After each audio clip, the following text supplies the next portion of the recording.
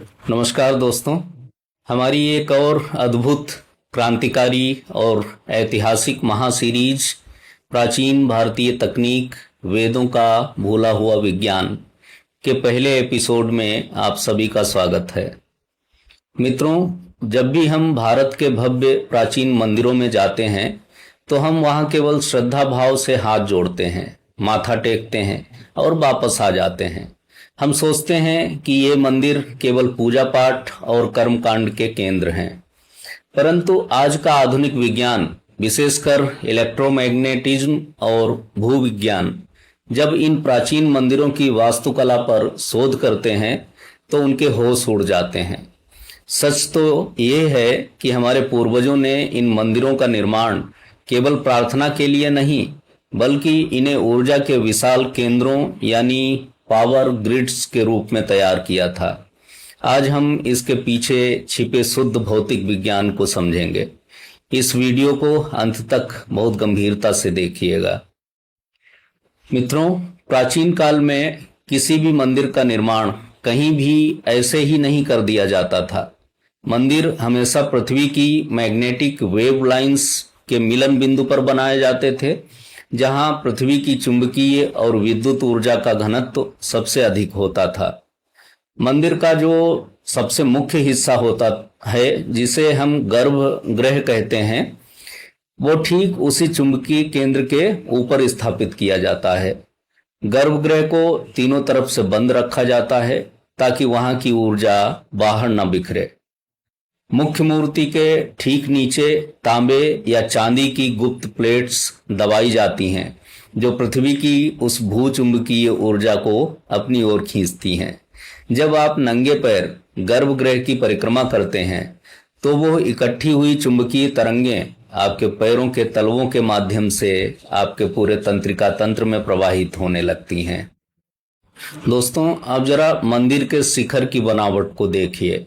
मंदिर का शिखर हमेशा नीचे से चौड़ा और ऊपर से बिल्कुल नुकीला होता है। भौतिक विज्ञान के अनुसार यह आकार ऊर्जा को एक जगह केंद्रित करने के लिए सबसे उत्तम है। शिखर के ठीक ऊपर तांबे या सोने का कलश लगाया जाता है। धातु विज्ञान कहता है कि तांबा बिजली और चुंबकीय तरंगों का सबसे बेहतरीन सुचालक है। यह कलश साक्षात एक एंटीना की तरह काम करता है, जो अंतरिक्ष से आने वाली कॉस्मिक रेज और आकाशीय ऊर्जा को सोखकर सीधे नीचे मूर्ति और गर्भगृह में भेज देता है। जब मंदिर का घंटा बजता है तो उससे निकलने वाली ध्वनि तरंगें गर्भगृह की चुंबकीय ऊर्जा को सक्रिय कर देती हैं, जिससे वहां जाने वाले हर व्यक्ति का तनाव तुरंत शून्य हो जाता है और मस्तिष्क की कोशिकाएं हील होने लगती हैं। तो दोस्तों, हमारे पूर्वजों की इस अद्भुत इलेक्ट्रोमैग्नेटिक तकनीक का हमारे स्वास्थ्य से क्या संबंध है? जब हम मंदिर जाते हैं तो वहां की उच्च चुंबकीय फ्रीक्वेंसी हमारे शरीर के भीतर बायो इलेक्ट्रिक फील्ड को रिचार्ज कर देती हैं।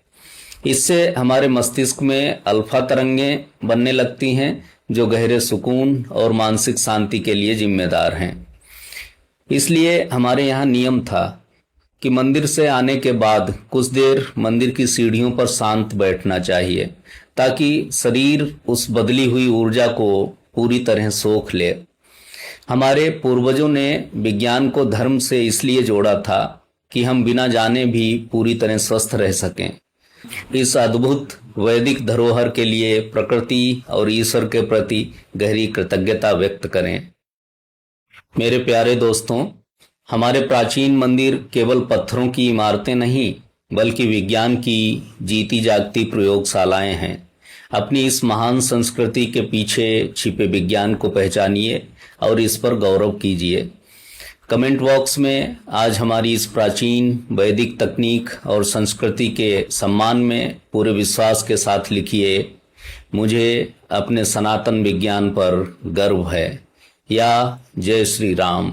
प्राचीन भारतीय तकनीक की इस नई महासीरीज के दूसरे रोमांचक एपिसोड को देखने के लिए, जिसमें हम मय दानों की ज्यामिति और महाभारत के 3D स्थापत्य कला के रहस्यों पर बात करेंगे। हमारे इस पेज को अभी फॉलो और सब्सक्राइब करें और इस अमूल्य वीडियो को अपने बच्चों और मित्रों के साथ व्हाट्सएप पर जरूर शेयर करें ताकि हमारी नई पीढ़ी पश्चिमी विज्ञान के साथ साथ अपने गौरवशाली इतिहास को भी समझ सके। सजग रहिए, अपनी संस्कृति को जानिए, स्वस्थ रहिए। धन्यवाद।